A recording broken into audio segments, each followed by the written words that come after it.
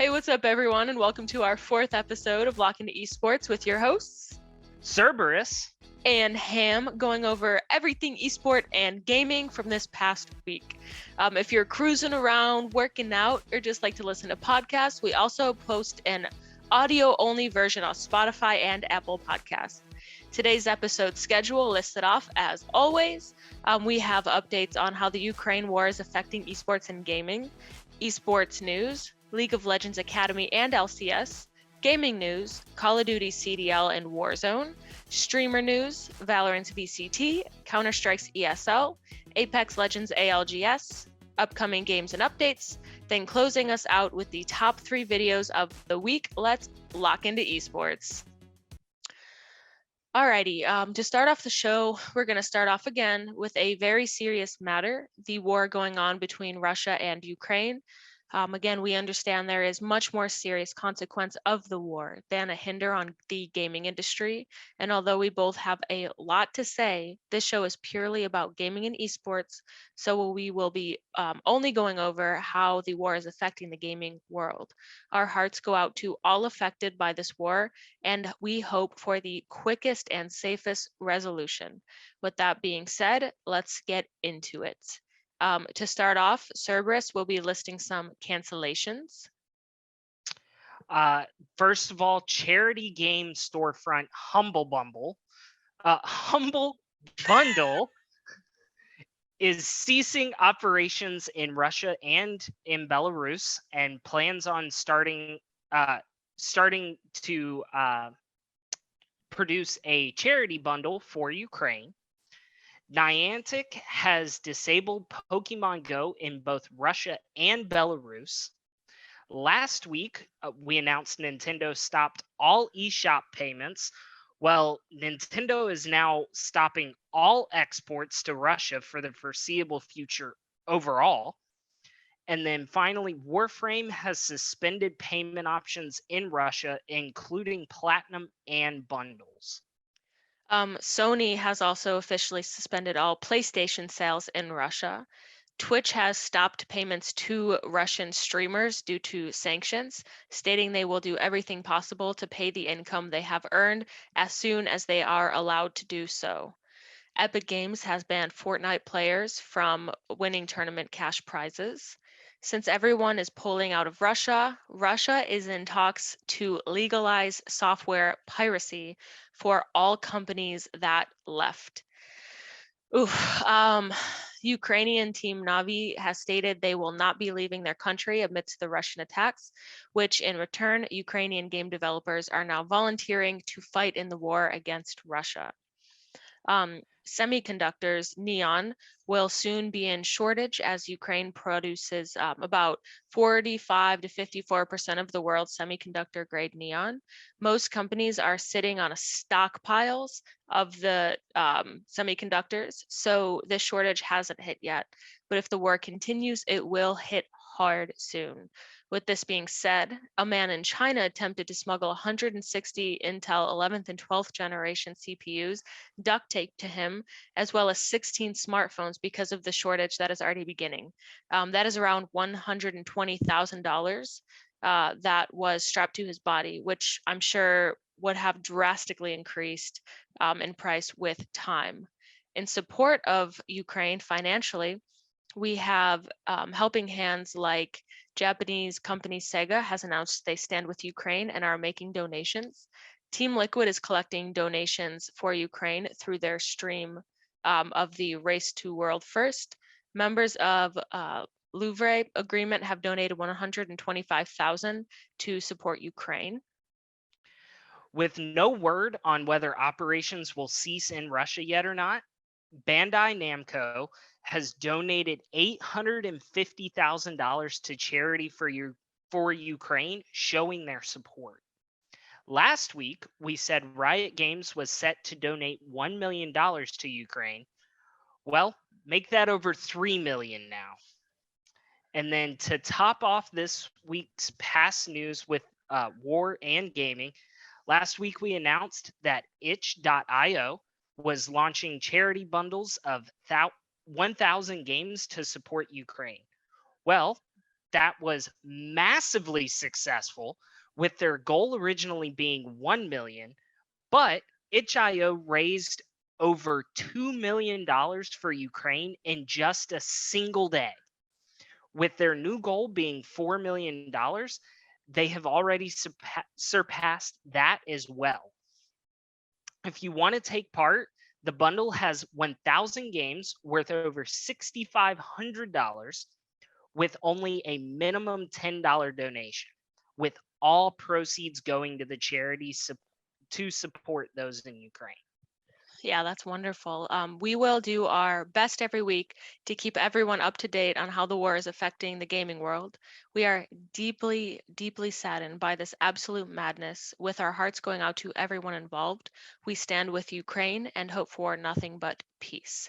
Now, back to your regular scheduled program, starting off with esports news. So, let's get into it. Let's start the esports news with some healthy boundary setting. CDL Okay. Pro of the London Royal Ravens, Gizmo, announced he will be taking a 2-week leave to return home for personal reasons, tweeting, "London has been 10 out of 10 to me, and I appreciate them so much for allowing me to go home." It's been heard that from a family member that a family member has been diagnosed with cancer. His younger brother collapsed, and he has been having health issues on top of all of that as well, which in return, London has officially signed a 2-week contract with Paul X to fill in for Gizmo for the 2 weeks. With all of my heart, I really hope that Gizmo and his family have a quick, painless, and full recovery. Agreed. I've said it before and I'll say it again. I'm glad gamers and professional gamers are finally realizing that it is healthy to take a step back and focus on yourself and your family when they're going through stuff every once in a while. So this is important for Gizmo. Glad to see it. Absolutely. As Super Smash Bros. Fans know, the tours have been strongly missed for 2 years now. Well, great news. The ultimate proving ground for competitive Super Smash Bros. Is back. Super Smash Bros. Tour will have Verdo City Smash Open Ultimate Run from March 17th until March 19th. Ultra Hard Ultimate Melee will run April 1st to 3rd, and Pound 2022 Ultimate and Melee will run April 22nd to the 24th. With a prize pool of $250,000, I am stoked to see that this is back. I'm so glad to see Smash is back. This one is a huge step for esports, like for real. One Team, a one-of-a-kind solution for helping athletes maximize the value of their name, image, and likeness rights, has just announced, and I just messed that all up. We're gonna check that out. What is likeness? Yeah, Lycan likeness. is a werewolf. Oh. Yeah. It helps their image and their werewolf rights. Got it. All right, 3. Rights for all werewolves. 1. One Team, a one-of-a-kind solution for helping athletes maximize the value of their name, image, and likeness rights, has just announced an unprecedented partnership with League of Legends Championship Series Players Association, or LCSPA, with a multiplayer partnership. One Team will work to manage all 100 players in the LCS and Academy, improving the player rights and market them to the public. LCSPA is One Team's first partnership in the esport world. Wow. Players are finally seeing a return from being at the top of their game. This is only going to help the league and its players grow together, and it'll keep players engaged in the league for a longer time. So glad to see this. Yeah. Time for the rapid fire for esports news. Apex's ALGS is officially back. Cerberus will be briefing on those matches later in the show. No European EMEA announced as of yet. Last week, Cerberus was saying Paris is doing pretty well since picking up Gravity.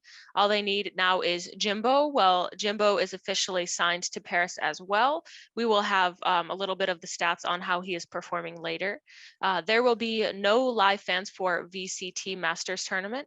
VCT Sentinels ex-coach Ruckus was released on February 26th following the expiration of his loan. According to two sources, Sentinels are trying out coaches like Overwatch player iRemix.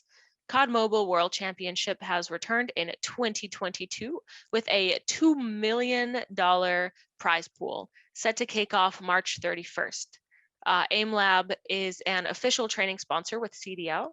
Lastly, following last week's CDL tournament, legendary CDL pro Scump has won 30 events and is the first Call of Duty pro to win on 10 different Call of Duties. I absolutely love Scump and I'm so happy to see his success still continuing.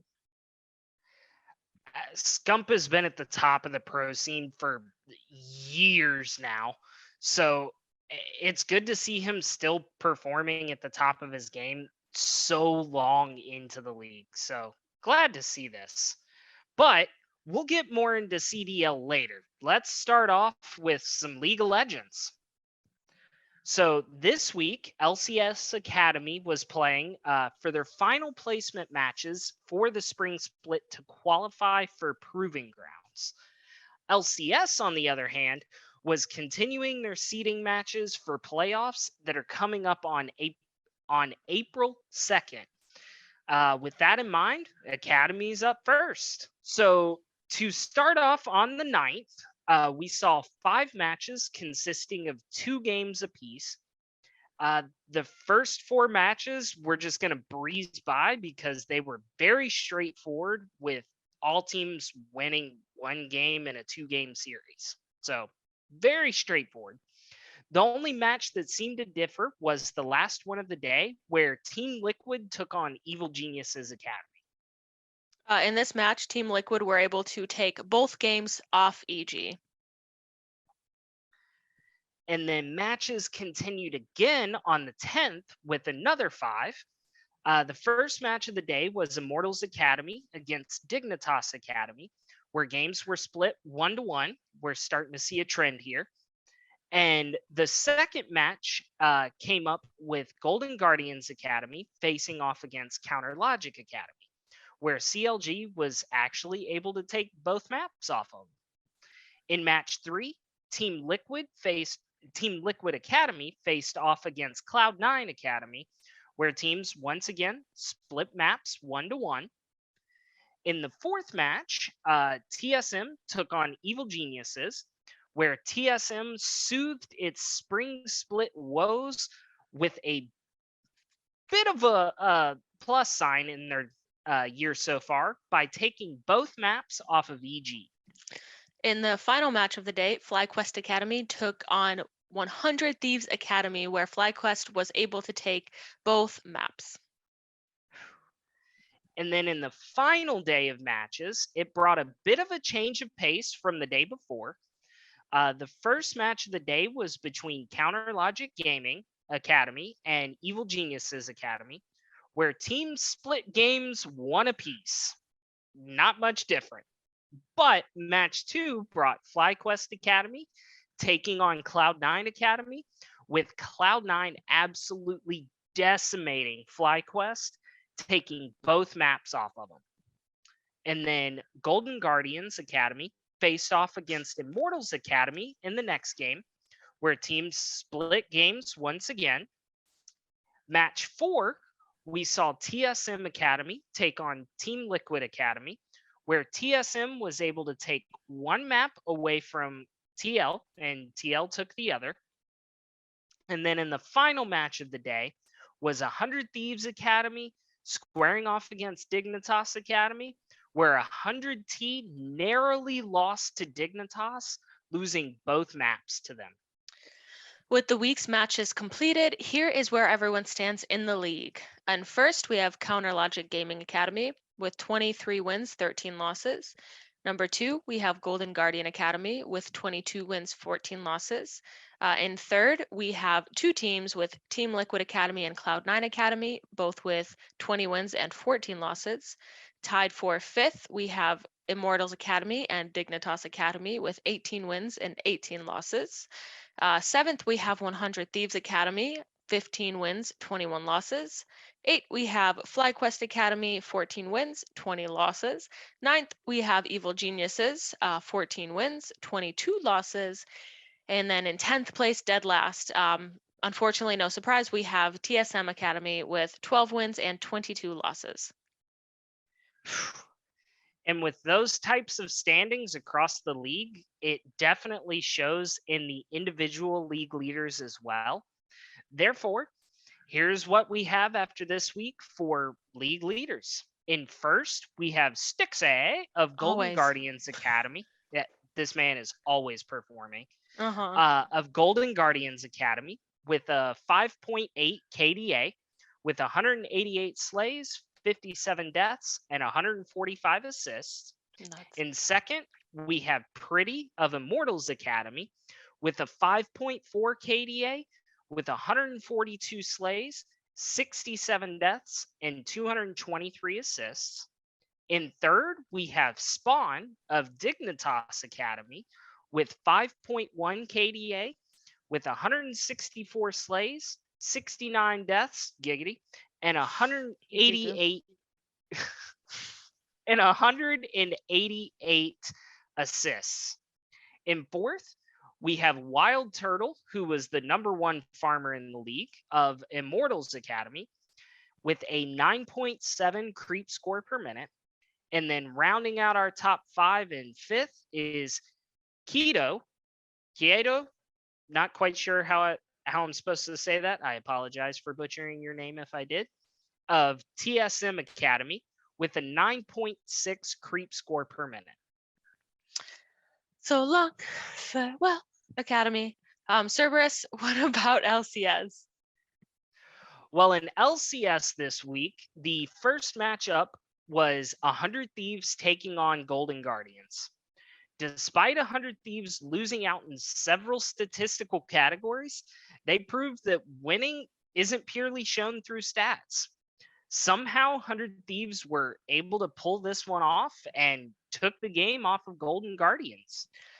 Both tied with 17 slays each, even though GG had 2 more towers, 1 less dragon, 3 more barons, and even more gold than 100T. 100T still got the victory, with FBI of 100T leading the lobby with a KDA of 9, 3, and 8 in this well-fought 46-minute match.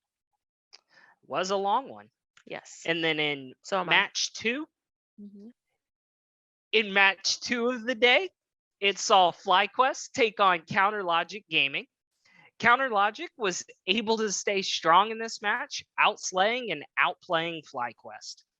No one on FlyQuest was able to do much of anything, with no one on the team scoring more than 2 slays. CLG had 12 slays, 11 towers, 4 dragons, and 3 barons, with Luger's KDA of 6, 1, and 4. FlyQuest had 6 slays, 3 towers, 2 dragons, and 8,000 less gold in this 39-minute match. Series 3 brought another treat with Evil Geniuses taking on Team Liquid. The game was not even close, as Team Liquid once again demonstrated how to play clinical League of Legends. The work was spread pretty even across the board for Team Liquid, and the weight of the loss hung heavy on everyone's shoulders for EG, where everyone did their best, but it just wasn't enough. Team Liquid had 12 slays, 9 towers, and 4 dragons. EG had 7 slays, 2 towers, 1 dragon, and 1 baron in this 38-minute match. In the next match, Cloud9 squared up on Immortals, and it was about, man. Despite Immortals giving it their all, Cloud9 showed why they are on top of the league this year. C9 walked away with the win with everyone except their support picking up a sleigh. On the other hand, everyone on Immortals struggled across the board. C9 had 11 sleighs, 11 towers, 4 dragons, and 1 baron, with Summit's KDA of 5, 0, and 1. Immortals had 6 sleighs and 3 towers with 10,000 less gold in this quick 25-minute match. Was a quickie. So in the final match of the day, TSM took on Dignitas. With TSM at the bottom of the leaderboards for the league, Dignitas was able to bully them into submission. Now, remember, bullying bad, but in esports, it's okay. Dignitas strolled away with the win, outslaying TSM and by playing to their strengths. Dignitas had 14 sleighs, 10 towers, 5 dragons, and 2 barons with Neo's KDA of 6, 1, and 5. TSM had 8 sleighs, 6 towers, 1 dragon, and 1 baron in this 40-minute match. And that rounded out Saturday and on to Sunday. In that first match of the day on Sunday, the two juggernauts of the league squared off in Cloud9 versus Team Liquid. Team Liquid have been touted as the best in the league, but Cloud9 did have something to say about that in this match. Cloud9 came out and took the game though through the sleighs and superior teamwork. C9 had 13 sleighs, 7 towers, 3 dragons, and 1 baron with berserkers KDA of 3, 0, and 3. TL had 6 sleighs, 3 towers, and 1 dragon in this 32-minute match. In match 2, 100 Thieves faced off against FlyQuest. 100T came out to play in this game as they outslayed the FlyQuest squad by nearly triple. They also stifled out FlyQuest in the dragons and in the towers. All said and told, it was a tremendous showing from 100 Thieves that ended up winning them the match. 100T had 13 sleighs, 8 towers, 4 dragons, and 1 baron with Someday's KDA of 5, 0, and 6. FlyQuest had 5 sleighs, 2 towers, and 1 dragon with 10,000 less gold on this 32-minute match. And then that brought us to match 3, where it was a show match of TSM versus Evil Geniuses. There are no two ways about it, though. Evil Geniuses came out and absolutely smoked TSM. It was showing in abundance why TSM is at the bottom of the leaderboards this year for the league. EG used this match to inch up those leaderboards, but worrying signs for TSM in League of Legends this year. EG had an impressive 22 sleighs, 11 towers, 1 dragon, and 1 baron, with Danny getting an insane KDA of 10, 0, and 7.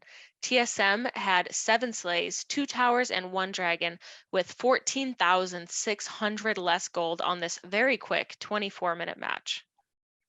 Absolutely put them in the dirt. Put them in the dirt. Put them in the dirt and give them a world of hurt. All right. In the second to last match of the day, Immortals took on Dignitas. It was a game for Dignitas to lose as Immortals have not been playing well this split. However, Dignitas proved that they weren't going to lose it by winning the match and doing so pretty handily. It was a very lopsided match where Dignitas outperformed Immortals in almost every category. Dignitas had 19 sleighs, 11 towers, 3 dragons, and 2 barons, with Neo again leading with a KDA of 8, 2, and 8. Immortals had 9 sleighs, 1 tower, 1 dragon, and 11,000 less gold on the 31-minute match. And then in the final match of the weekend, Golden Guardians took on Counterlogic Gaming. I wish I could say this was a highly contested matchup, but 'twas not meant to be so. GG got smoked by CLG, who outslayed Golden Guardians by double and took quadruple the amount of towers and dragons. it was just a great showing by CLG. Yeah, CLG had 15 slays, 8 towers, and 4 dragons. GG had 7 slays and only 2 towers on this 34-minute match. With the matches complete, here are the standings and how they have changed after week 6. Number 1, we have Cloud9 with 11 wins and 2 losses. Number 2, we have Team Liquid with 10 wins and 3 losses. 3, we have 100 Thieves with 8 wins, 5 losses. 4th, we have a tie with Dignitas and FlyQuest with 7 wins and 6 losses. 6th, we have Evil Geniuses with 6 wins and 7 losses. 7th, we have another tie with Counter Logic Gaming and Golden Guardians with 5 wins and 8 losses. Number 9, we have Immortals Progressive with 4 wins and 9 losses. And then again, following the same trend that's been going on, we have TSM with 2 wins and 11 losses in 10th and last place. Well, teams winning is made up of individual performances. So here's who's at the top of the league so far. In first, we have Bjergsen of Team Liquid with a 9.8 KDA with 39 slays, 13 deaths, and 88 assists.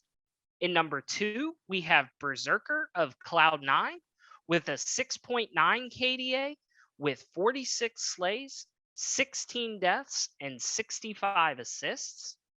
In third, we have Fudge of Cloud9 with a 6.8 KDA with 43 slays, 19 deaths, and 86 assists. In fourth, we have our top farmer in the league of Danny of EG with a 10.1 creep score per minute, followed very, very closely by Hansama of Team Liquid, who also has a 10.1 creep score per minute. Not surprised to see so much Team Liquid and C9 on the leaderboard, considering their team number 1 and 2 with current standings. But up next, we got the fam Ham telling us what's up with gaming news from this past week. Ham, gaming news. Alrighty, Ham, let's just go ahead and jump into gaming news. This one makes me pretty mad, dude.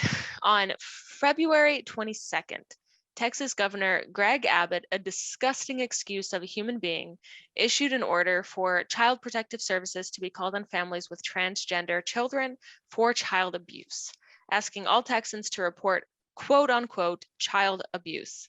Well, 65 companies are in retaliation, like EA Games, Microsoft, and Gearbox, who all signed a letter organized by the LGBTQ organization under the Human Rights Campaign to abandon the anti-LGBTQ efforts.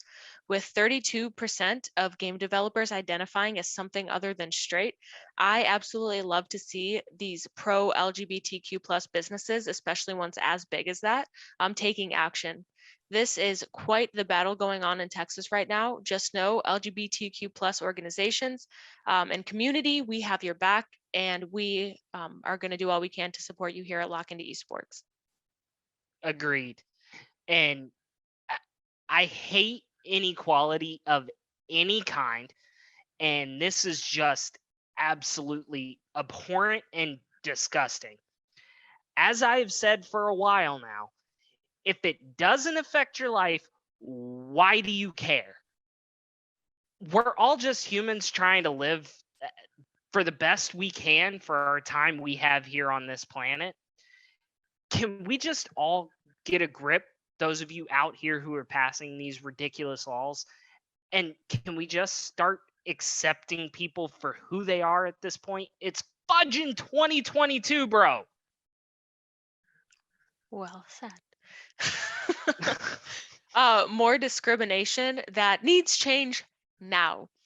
This one started off last November, where former IT security analyst Emma Mayo sued PlayStation for gender discrimination, where women are treated unfairly, being passed over for promotions and paid less than male counterparts in similar roles, with the court threatening to toss the case due to a lack of specific facts 8 very brave women have come forward, scared out of their minds to speak up, stating the amount of sexism is creating such a toxic environment, and it is way too much. And Sony is just not equipped for appropriately handling the toxic environments. Some of the women's stories for the case include letters to HR from a female about gender bias and discrimination against pregnant women, which were dismissed due to HR being a senior male stuck in old ways. 11 women quit in 4 months just in one office due to discrimination. Harrington stated males would also rank the females by their hotness at work and pass around filthy jokes and images of women. Women were also told not to wear skirts because it was distracting the males, and engineers would even share porn and go to strip clubs together during their lunch, which, when you're already facing multiple serious allegations of workplace sexism and objectifications, it doesn't look very good to then go to a strip club during your lunch. Without those allegations, you do you. If you're respectful, you do you. In all honesty, there is so much more to be said with these horrific stories, but for now, we'll end this one here in hopes that the bravery of these women doesn't go unnoticed, and it makes change for women all around, because all they want is nothing more, nothing less than being a respected equal. Once again, equality for all. It's 2022. Why does this still fudging exist? Humans are just humans and shouldn't be treated differently based on any sort of gender, sexual orientation, race, age, ethnicity, so on and so forth. Can the world just get a flipping grip and realize we're all here and just treat each other with freaking respect, man? I mean, come on. Yeah, it's just too hard for most, apparently. I Um, guess. So we can't have gaming news without unfortunately mentioning Activision Blizzard. If you want all details thus far, watch back the gaming news portions of our last 3 shows, because there are very long stories that have everything broken down in all of them. Luckily, this one will be a lot shorter. On top of everything else going on, Activision is now also being investigated for insider trading from Fox co-founder Barry Diller, Prince Furstenberg, and DreamWorks co-founder David Geffen, who bought a massive amount of stocks just days before Microsoft announced the historic buyout of Activision, netting them $60 million in profit. Dillon is Furstenberg's stepfather and is good friends with Geffen. It's pretty obvious here, guys. There's trying to say that it's a coincidence, but come on. This is just the rich getting richer. This is stupid, and these guys deserve whatever punishment is meted out to them. This is ridiculous. I mean, uh, this just makes my blood boil. Yeah. I hate crap like this. Yeah, I would have loved a little heads up too on that. That would be nice. Can I get that heads up and I'll make a cool 30 mil, please? For real. I'm out here in the streets struggling, man. Come on. I know. On the contrary to Activision, Xbox is wanting to inspire and support the next generation of female leaders in the gaming industry by means of a novel mentoring program with one-on-one coaching sessions geared towards connecting key leaders in select markets with aspiring talent. I hope with all of my heart that when Microsoft takes over Activision, as long as they don't crumble before then, Microsoft can fire, replace, and fix whatever is left of Activision as a company. Recently, Microsoft has been in the headlines for leading the charge for equality for all. And I love to hear things like this from them. And I really hope that they can keep it up and change Activision once the deal goes through. This is great to see. Yeah, absolutely. Valve just released Steam's 2021 year review, announcing they had a record-breaking 31 million new users last year, outpacing PlayStation and Epic Games stores. Steam had a daily average of 69 million daily users. There were about 31.2 million purchases for the year as a whole. With Steam's game availability and the quality of experience provided, I'm sure this will continue to grow, especially with the Steam Deck releasing, doing better, way better than they expected. I just love Steam. Yeah, I mean, Steam is popular and accessible, so I'm not surprised to see stats like these. Here's a throwback. LimeWire. LimeWire, I feel bro. old. I I feel know. so old.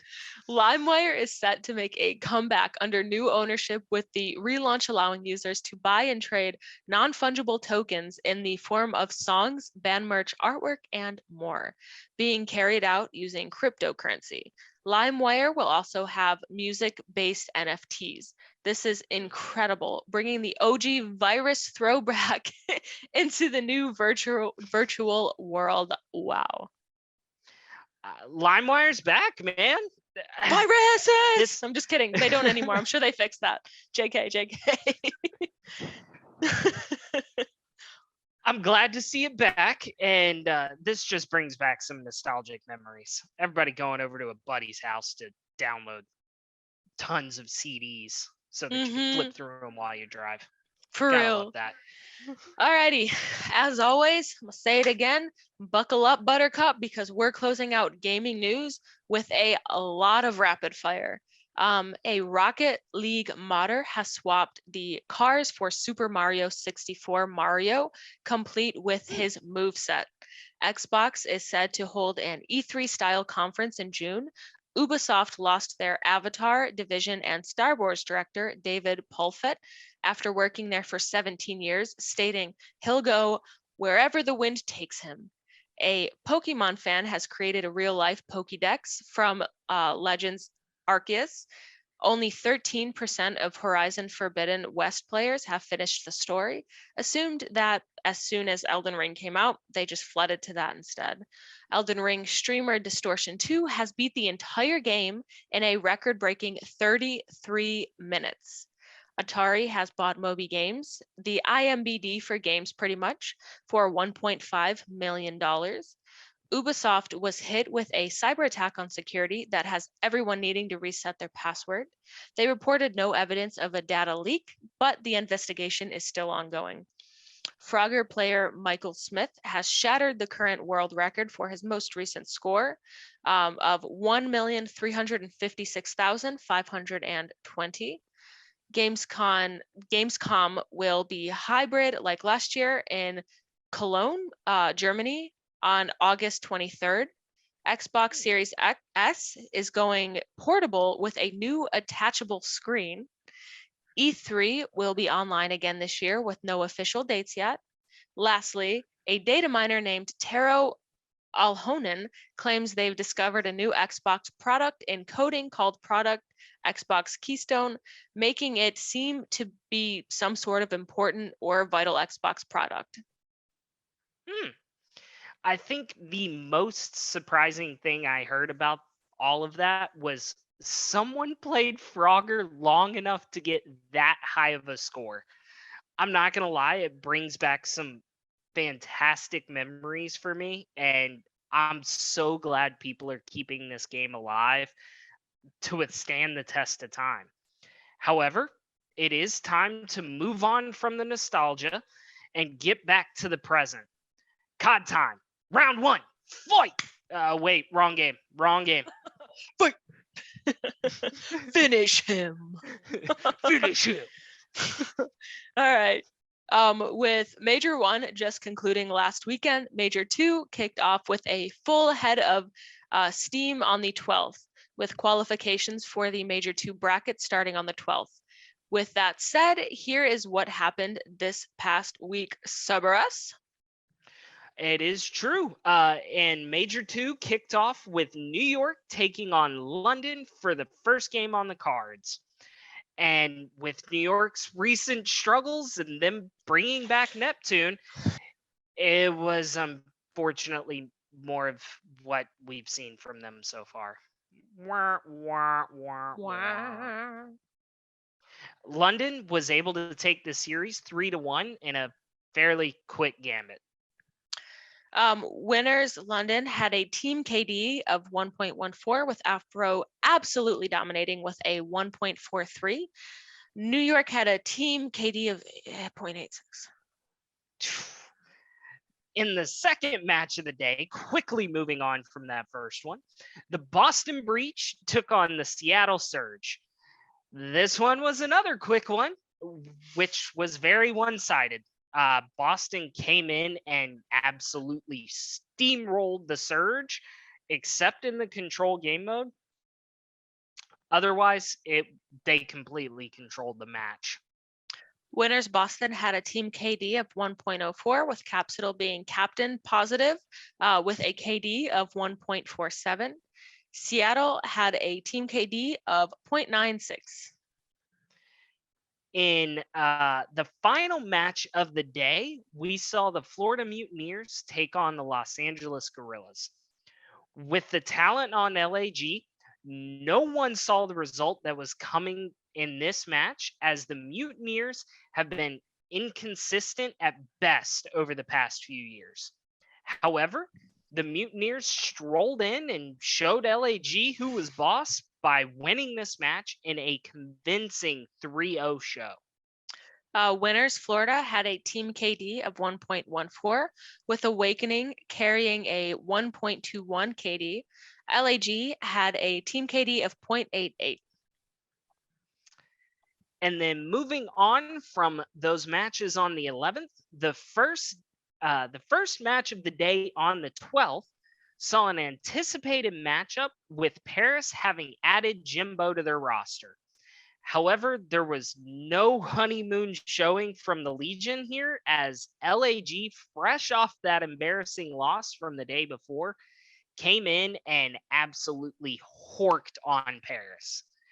Paris did not put up much of a fight in this one, as it seemed the Team Kim was just not there as of yet, and LAG were able to use that to their advantage and walk away with the win. Winners LAG had a crazy KD of 1.24. Paris's team KD was 0.8.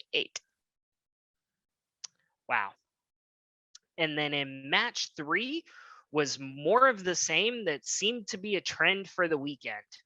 The London Royal Ravens matched up against the Los Angeles Thieves. Everyone expected the best hardpoint team in the league, the LA Thieves, to at least take those two game modes and push the series the length, but it was not so. London came out and railroaded the Thieves, even in the hardpoint, and took the series 3-0. Winners London team KD was 1.13 with Nasty again, Nasty Boy with a 1.38. LAT's team KD was 0.88. And then in the second last match of the day, the Minnesota Rockers squared up against the Toronto Ultra.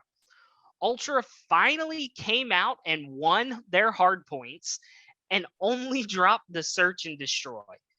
All said and told, it was a straightforward match that saw Toronto take the series 3-1. Winners Toronto's team KD was 1.01 with Insight's Eyesight seeing a dub in sight with a 1.29 KD. Minnesota's team KD was 0.99. What in the world did you just say? With Insight's Eyesight seeing a dub in sight with a 1.29 KD. Okay. Uh-huh. And then it's like final T-Pain. match, I'm like T-Pain in these streets. Sure. Just give me some auto-tune. And then in the final match of the day, the Atlanta FaZe took on the Seattle Surge. The team who everyone thinks is the best team in the league, the Atlanta FaZe, they have started to show signs of showing cracks in the armor. Surge turned up in this match and exploited those armor cracks. In a brilliant turn of events, Seattle took this match by way of 3-2. Winner Seattle's team KD was 1.02 with Mac Mackin on a 1.20. Atlanta's team KD was 0.98. And then moving on to those matches on Sunday, the first match was the Minnesota Rocker playing the Paris Legion. Paris came out hot and were able to take the first two maps. However, Minnesota showed that the North has the ice and ended up reverse sweeping the Legion. Paris is still showing signs of struggles, and Minnesota proved once again that you can't ever count them out. Winners, Minnesota's team KD was 1.11 with Standy's standout KD of 1.25. Paris's team KD was 0.90 with new add on Jimbo going an embarrassing 0.49. Speaking of embarrassing, match 2 of the day was the New York Subliners taking on the Florida Mutineers. The Mutineers have been playing well lately, putting themselves firmly in the middle of the pack of the league. However, the bigger story was Nick. That's all, folks. 3, 2, 1. However, the bigger story was New York's struggles continue. Not much else to say other than something has to change for New York. Winners Florida team KD was the highest of the weekend and absolutely dominating 1.35, Awakening at the top per usual with a 1.6, Skies with a 1.52, and Dave Batty with a 1.32. New York's team KD was the lowest of the weekend with a 0.73. Moving on from that unsightly team KD, in the Unsightly. final unsightly. I spit on that team KD. In the final match of the day, the Los Angeles Thieves took on Optic Texas. This was the only close series of the day where maps flip-flopped back and forth. I will say it looked like those old school host battles where one team would host and completely destroy, and then it would flip-flop and the other team would do it. However, each map went the other way in an absolute blowout each time, like I said. However, it all came down to map 5, round 11, where Optic were able to take it and the series. With that win, Optic have finally changed the league, knocking FaZe out of the top spot and the leaderboards for the first time in 2 years. I don't care who it is. I'm just glad to see somebody else on top. Yeah, especially the fan favorite. The fan favorite team at Optic Texas. What? We're here. Just come. Shh. Okay. All right. Proceed. Winner Texas. Their team KD was another insane one with a 1.25, with Dashi and Shotzi KD being 1.44 and 1.32. LAT's team KD was 0.79, with matches done and dusted after the first week of Major 2 qualifiers. Here's how the league is standing up in with these new scores. I'll get there, guys. Thanks for coming along. In the first spot, we have Optic Texas with 105 points. In number 2, surprisingly now, Atlanta FaZe is in that number 2 spot with 100 points. Number 3, London Royal Ravens, also with 100 points. In number 4, we have Los Angeles Thieves with 60 points. Number 5, we have Toronto Ultra with 60 points as well. Number 6, we have Boston Breach with 50 points. Number 7, we have Florida Mutineers with 40. Number 8, we have Minnesota Rocker with 40. Number 9, we have Seattle Surge with 40. Number 10, we have Los Angeles Guerrillas with 30. In 11th, we have New York Subliners with 10 points. And 12th, dead last, we have Paris Legion with 10 points as well. If any of them had the same amount of points, that just means that if someone's higher up, they're not sharing the spot. They just probably had more wins.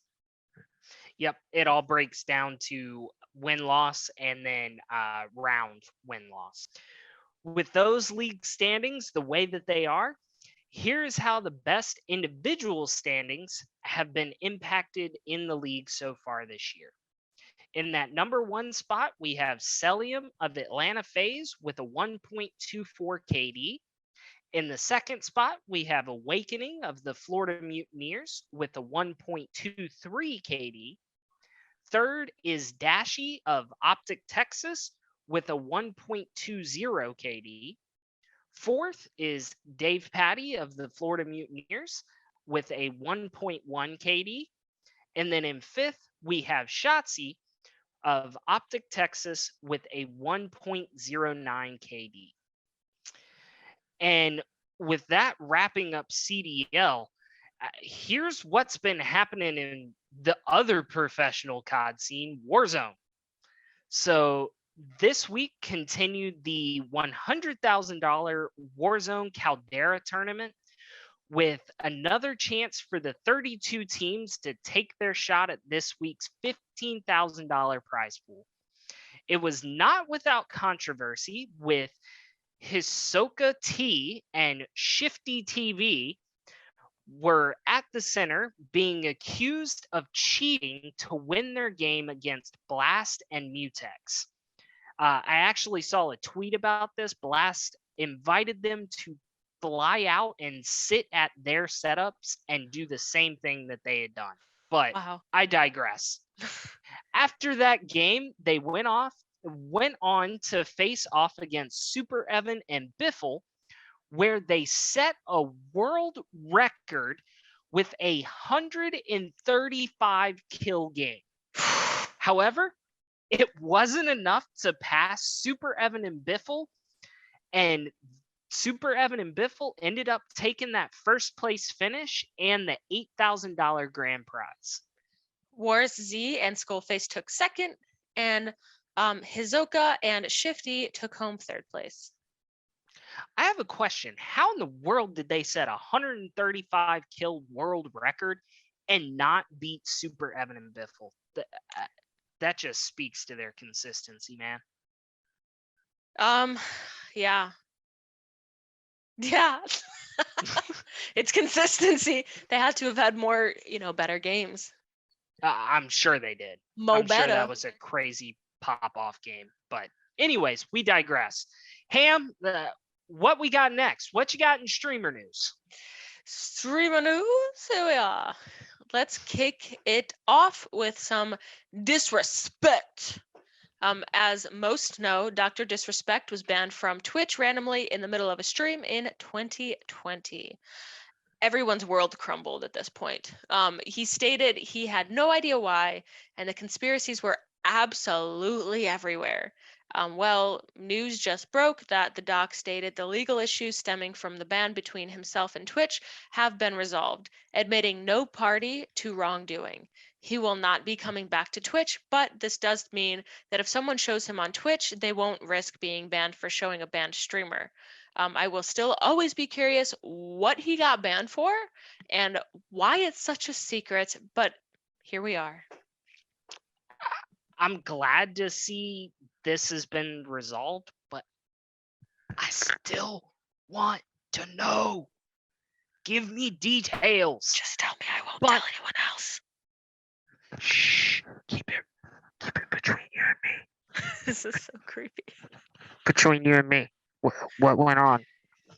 What happened? I gotta know.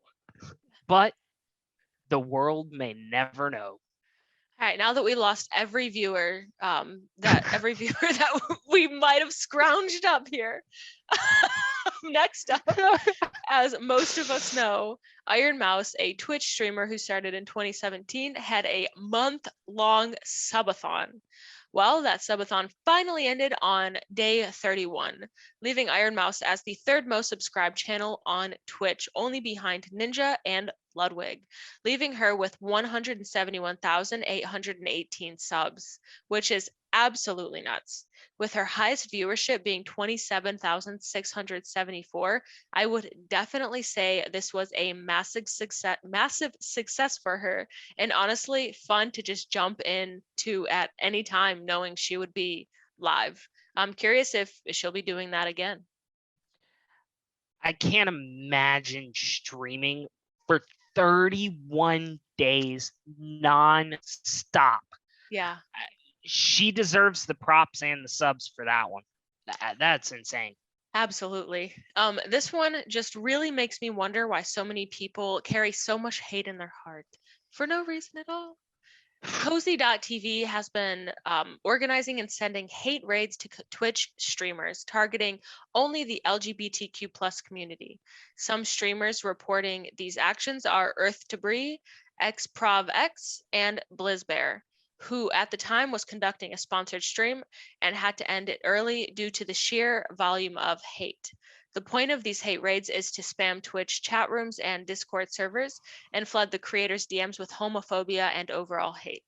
The co-founder of Cozy TV, known white nationalist and far-right supporter Nick Oh my God. Fuentes, I don't, who cares, Fuentes. made a statement claiming credit for the waves of harassment and even encouraging it. He has been banned from Twitch, Reddit, and YouTube due to this hate prior. Twitch put out a statement acknowledging the hate raid, stating it has no place on Twitch and that they've identified and suspended all Twitch accounts who participated. It's pretty easy to create more Twitch accounts. I hope they can upgrade their Siri underscore bot, who they used prior to rid hate raids with bots, and then they can rig it to use it with real people. I'm glad Twitch reacted so quickly. However, once again, this is 2022, and how is this still a thing? I mean, come on, man. People just need to get a grip on their own lives and stop worrying about how other people live theirs. Pure and simple. Absolutely.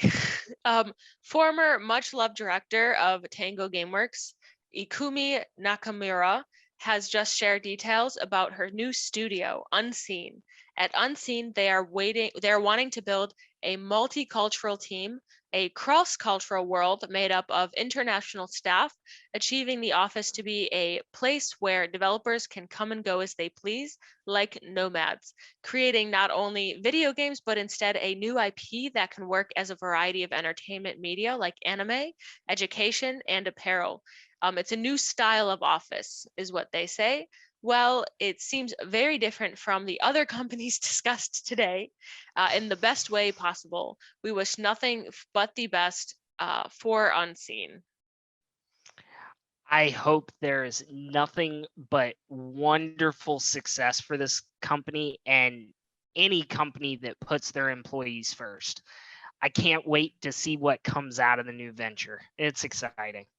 Sarait, here's streamer news rapid fire. Huge Twitch streamer Mizkif will has announced he will be making changes to his YouTube channel, only uploading one video a day in hopes to increase quality over quantity. Twitch mass banned streamers in the Middle East due to alleged tax evasion scandals. Huge streamer Amoranth accidentally transferred $2 million into a random person's account, messing up her business account number.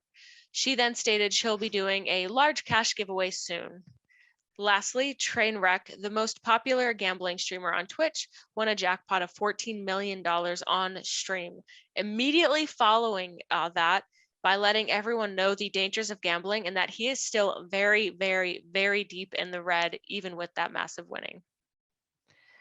I'm so glad that Trainwrecks acknowledged this immediately.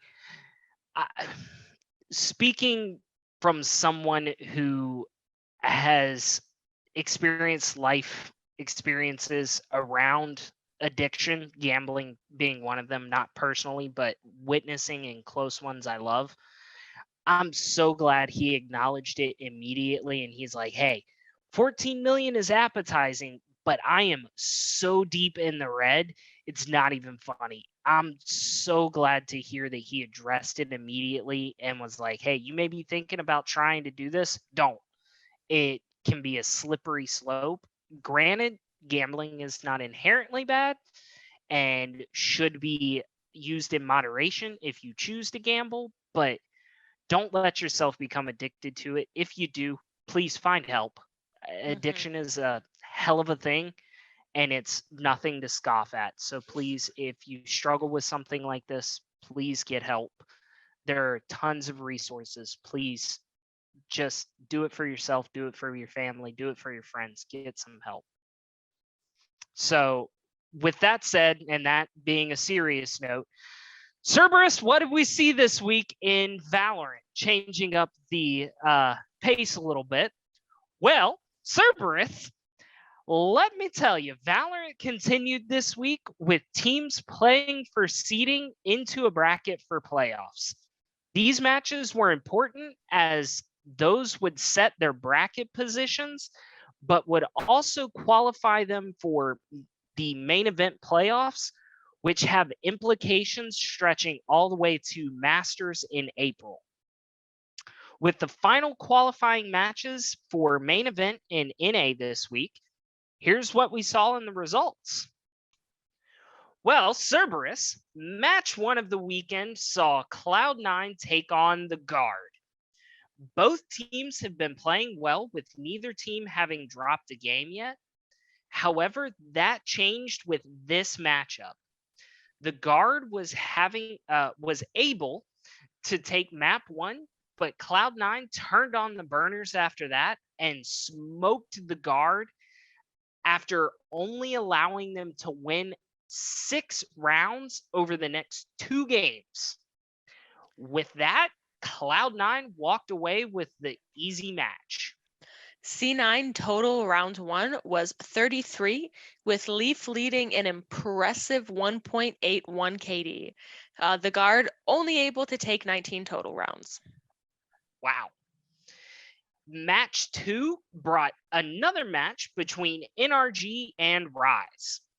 There wasn't much to say about this one as NRG came out and just rolled over Rise. There was only one player on Rise to go positive in KD, and nearly everyone on NRG did so. Other than that, not much to discuss. Except for the rounds. NRG total rounds 1 was 26, with Iwi carrying a 2.15 KD. Rise was only able to take 11 rounds. I don't know how to say that. Ew. You sound like those TikToks where they're like, you didn't go ooh woo. What do you expect me to go ooh woo? Cerberus, you gotta hit him with this. You gotta do it. You gotta hit him with this. And you gotta. Ooh woo. There we go. Kitty. Anyway, oh Jesus, carried it with 2.15. All right. Moving on from whatever that just was. Yeah. On Saturday, we were treated to another couple of matches. First up was 100 Thieves taking on Evil Geniuses. With 100 Thieves' recent struggles, they needed something to keep their team's hopes high, and they got it in this match. In a tough matchup against EG, 100 Thieves were able to walk away with the win, even though it was a close series. 100T was able to take 27 rounds, and EG took a close 23. And then in the second match of Saturday, it was another close series between Xset and Luminosity. Even though Xset took the series 2-0, it was far closer than the scoreline suggests. Luminosity hung tough, especially in that map too, taking it to within 2 rounds. But Xset was able to put in another strong performance, winning them the game. Xset was able to run with 26 rounds with Cryocells carrying a 1.7 KD. LG was only able to win 16 rounds. And then moving on to Sunday, it brought 2 more games, with the first being version 1 facing off against Sentinels. This match, along with the second, had a chance to change up the standings in Group B for playoffs if Sentinels could have pulled out a win against version 1. However, version 1 proved why they have been so good and put the Sentinels in the dirt and won the series after just 2. Yeah, Sentinel's pullout game is weak, but V1 was able to take 26 rounds with Whoopi carrying a 1.62 KD, while Sentinels were only able to clutch 15 rounds. This is my co-host, folks. This is my co-host. Pullout game weak. And then in the final match of the weekend, Optic Gaming took on the Pittsburgh Knights. With seeing the results of the first match, Optic seized on their opportunity to clutch the second spot in Group B. They ended up taking a comfortable series off of the Knights in a very dominant fashion and secured a comfortable position for playoffs. Optic was able to win 26 rounds with Victor having an impressive 2.0 KD, while Pittsburgh only was able to take 13 of those rounds. With matches finished, so that's the end. With matches finished, here are the standings from group play. Thank you for specifying. Yeah, of course, of course. So part of the group play, wow. In group A, number 1, we have Cloud9. Number 2, we have The Guard. Number 3, we have Xset. 4, we have Luminosity Gaming. Number 5, we have 100 Thieves. Number 6, we have Evil Geniuses. And then in group B, we have number 1, version 1. Number 2, we have Optic Gaming. Number 3, we have Sentinels. 4, we have Pittsburgh Knights. 5, we have NRG Esports. And number 6, we have Rise. And to explain a little bit why this matters, the bottom 2 teams from each group were immediately eliminated from stage 1 and will have to wait until stage 2 to have another shot at improving their positions for hopefully making it to champs this year. The top 4 teams moved on to playoffs, where they will play in a double elimination bracket to see who the top 2 teams are, who will move on to Valorant Masters in April.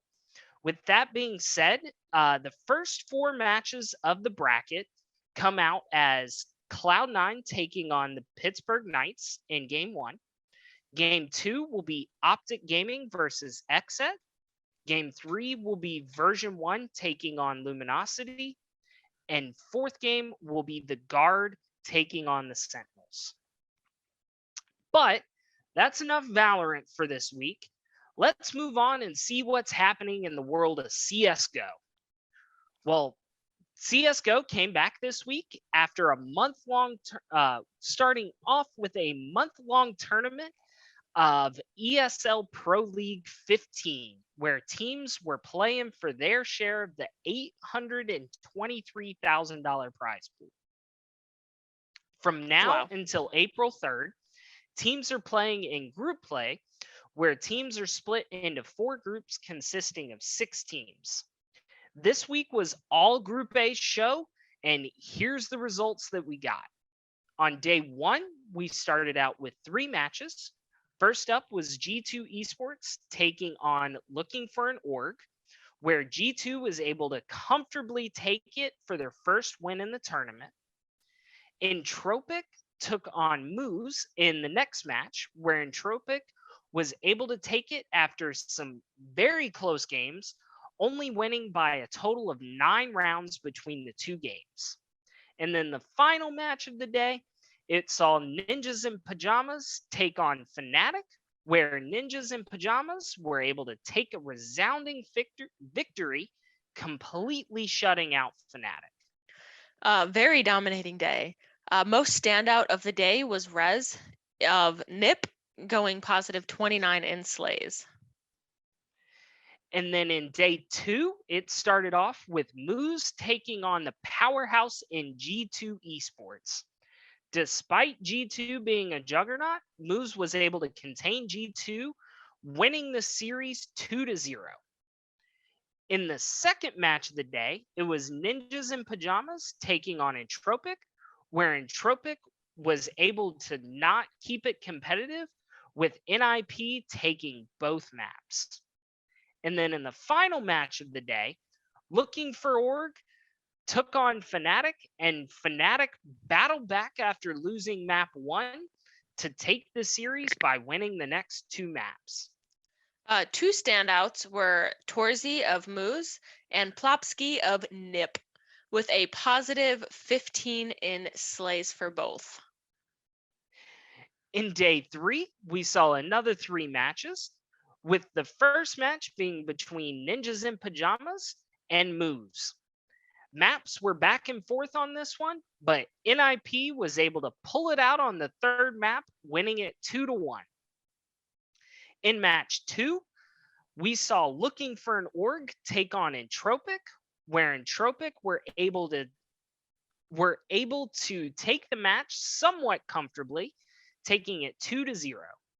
And then in the final match of the day, Fnatic took on G2, and after losing map 1, Fnatic turned it around and were able to put G2 in the absolute blendy, taking the last 2 maps, only dropping a total of 9 rounds in those last 2.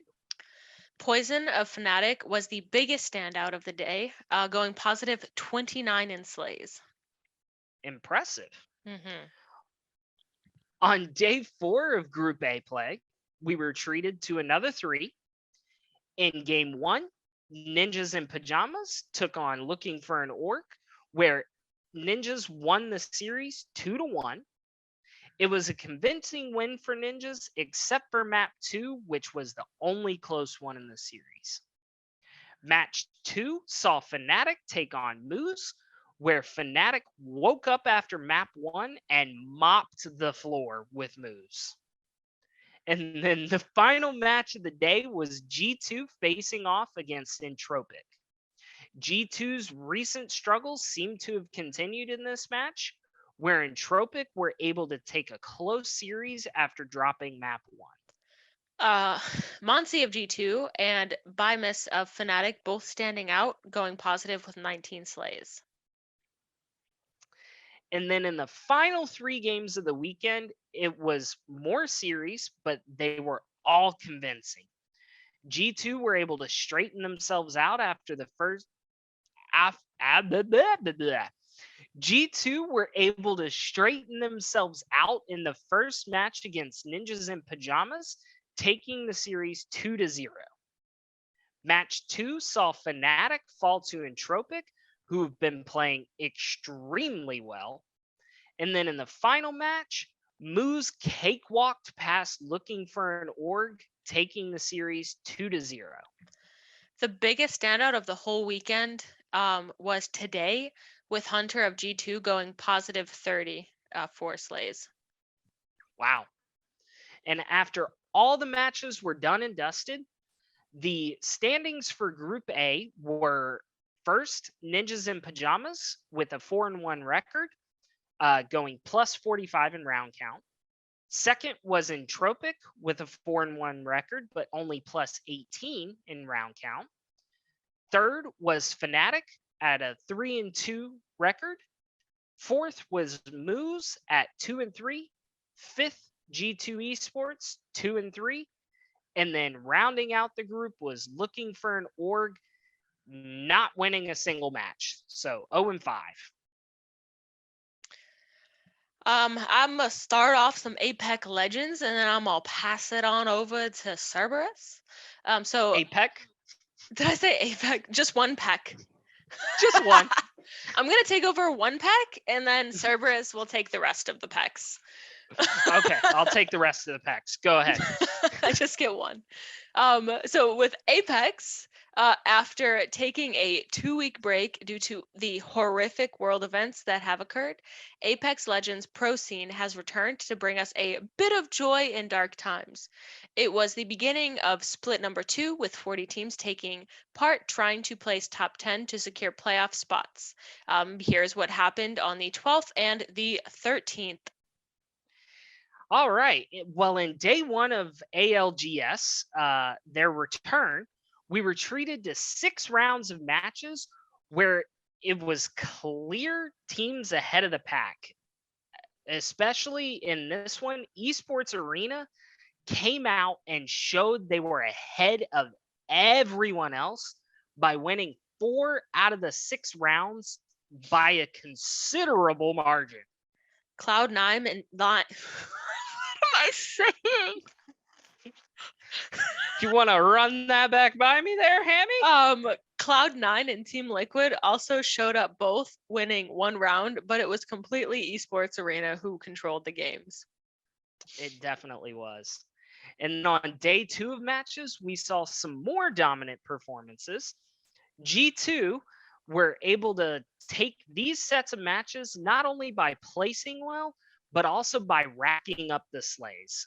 They were closely followed by TSM, but they were not able to squeak out enough of a score to take the games. Sentinels and Dexterity were able to come in 3rd and 4th as well. I would like to point out, too, that G2 had an absolutely dominant round 4 where they placed 1st and had the highest slay count out of any match with 16 slays. Cerberus, with the first sets of games having been played, what are the top 10 teams? Let me know. Well, in 1st and 2nd, we have G2 Esports and Esports Arena Red with 25 points. In 3rd and 4th, we have 100 Thieves and TSM with 21 points. In 5th and 6th, we have Counter Logic Gaming and Sentinels with 18. In 7th and 8th, we have Team Liquid and Dexterity with 16 points apiece. And then rounding out the top 10 in 9 and 10, we have All Glory Gaming and Cloud9 with 15 apiece. Well, that rounds out our Apex coverage for the week. Hammy, what you got in upcoming games? So here's a little treat to start off upcoming games and updates. EVO 2022 has announced their lineup, which includes, get ready, I'm gonna list them all, okay? Okay. Street Fighter V Champion Edition, Guilty Gear Strive, Mortal Kombat 11 Ultimate, Tekken 7, The King of the Fighters 15, Melty Blood Type Lumina, Dragon Ball Fighter Z, Grand Blue Fantasy versus Skullgirls Second Encore. With that's a lot. All right, with this event being August 5th to 7th, expect that following week's news section to be packed full. Well, this just warms my heart. Oh, shucks. I feel like fighting games are always marginalized by the community and hasn't seen a lot of love for a long time. So glad to see they're back with some more tournaments. In a prior episode, we gave every single update we knew thus far about the release of GTA 6. So if you want to go ahead and look back, you can look at that. Well, with updates, according to a leak from Industry Insider, an analyst, Michael Patcher, said that you will be able to play in 4 cities or continents of Liberty City, Vice City, San Andreas, and a city in Europe, with expected time to beat the game being over 500 hours. The new expected release is thought to be around 2024. Man, I can't even begin just to express how excited I am for this. Every little detail that comes out, I'm like, ah. So Cerberus, yeah, what's up? Bro, I am excited for this. I played the crap out of Red Dead Redemption 2, Mm-hmm. and that was like a 300-hour game, and it took me like 8 months to finish. This is gonna take me absolutely forever to complete. I'm excited I'm though. excited I'm to ready get to into it. take on me, Take me out. take on me. All right. All right, yeah, we can move on Unless from you that. can't hit that last note, I don't want to hear the rest. Yeah, no, I cannot. I cannot. No, Blizzard thank you. announced that Overwatch 2 beta will finally be here in April. Although it is currently an alpha, it's only open to Overwatch pros and Blizzard employees. Understandably so. Also, Overwatch 2 is hyped up for its PvE. The beta will only include PvP. I am glad to see this finally having a date on it, though.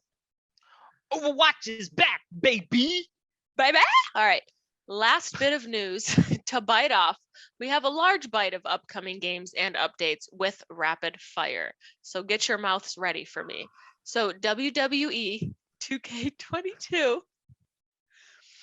is said, on top of MGK being playable, a Logan Paul and Ronda Rousey DLC as well. A job listing has implied that Roblox is on its way to PlayStation. 343 Industries has confirmed that Champion Rank will be added to Halo Infinite. Update from Frontier Studio head David Braben stated all work on Odyssey for console has ceased. Dead Space may be getting a remake, but it's delayed targeting early 2022. With leak that Isaac's dialogue will change depending on his stamina in the remake. Last week, we talked about the new Gotham Knights game with all known detail. If anyone wants to go check that out, well, it's official that it's set to launch in October of this year, with a lot of detail in our prior video.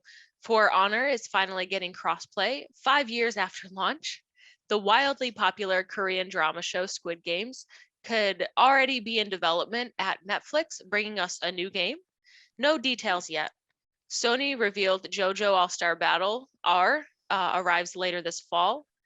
Annapurna confirms that Stray, a game where you're a stray cat, is still on track for 2022. Evil Dead, launching May 13th, boasts about having a massive game world. Absolute classic favorite, Sly Cooper, love that game, has updated their website with rumors of a sequel on the way.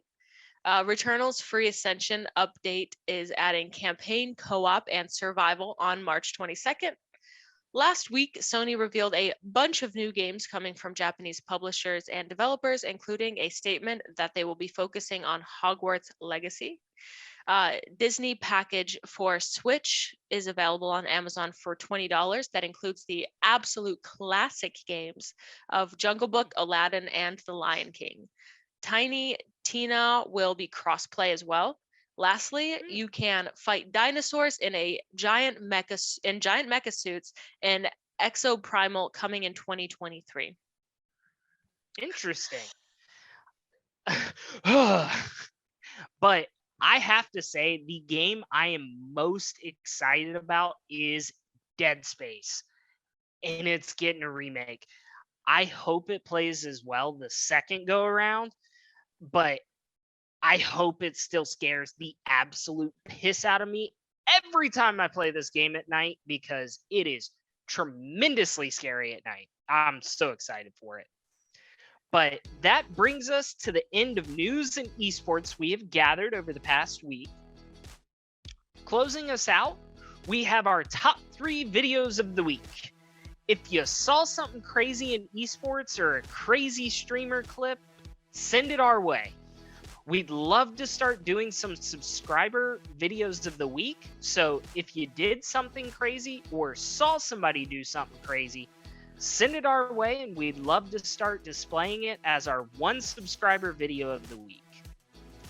Alrighty, in no particular order, coming in at numero uno, we have, this one's a bit funny. Twitch streamer and ex-pro CDL player Zuma stated in a prior stream that he could never have cheated with a specific cheat because he's not smart enough, but instantly gets proven wrong while watching the most infamous cheating scandals on COD. That included him. So which teams have been doing the MW2 start glitch the entire year? Oh my God. 2. Gave free information to the team using. I wasn't doing that shit. Bro, I'm a moron. I didn't know about this shit. I never even know what the hell's happening half the time when I see these fucking... Here's Zuma showing its utility in a casual game. On purpose. I'm gonna go down on purpose. Hold on. Alright, I'm gonna start glitch. Alright, yo, 2 rock, 1 push up our crates. He pushed up our P2 and 2 at all. I can explain, bro. I can explain. Oh my God, Zuma, really, bro? Instant karma. Oh, Mooses Torski picks up an insane 1v4 clutch against G2. I mean, this was what a clutch, man. One hell of a clutch. Let's see it. The first is gorgeous. The second, identically brilliant. The third, I mean, you can't even farm, honestly. And then that man was giving him the wiggles with the snippety snap.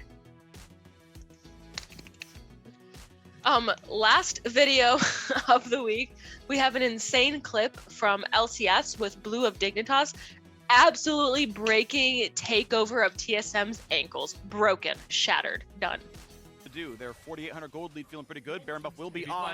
And here's the play. Will it be enough? Arya still in mid, and they dive in on tactical, shut him down right away. This is a 5v3. Takeovers in mid still. You've got to believe these kills come across. Shenya getting low. Blue finds his second, goes in, and finally the mid laner's going to show up, but will it be enough? The snipe comes in and lands a bit more. Blue stealths, flashes the way. Flash follow, jukes out, goes back in, and Blue is gonna conquer. 5 dead, no casualties, Dignitas back in the game. Oh my God, Blue just broke Takeover's ankles on that play. Bro, I wish I had movement like that. That was one of the sexiest plays I have ever seen in LCS. He hopping walls and hopping back and forth. You thought he was dead. You're like, he's dead. Nope. Oh, yeah. He was down to like, what, 10, 12, 15 HP? And then all of a sudden he jumps back over and takes him completely out with no health whatsoever. So, props, Blue. You deserve it after that one. Well, that's going to wrap us up for today on LockInToEsports. I am Cerberus. I am Ham. And thank you to everybody for joining us for another episode. We'll be uploading new content and episodes every single week, usually on Thursdays. We hope you continue to join us on our journey through covering esports. We appreciate each and every one of you, but remember, always check your corners, stay locked, and get those dubs.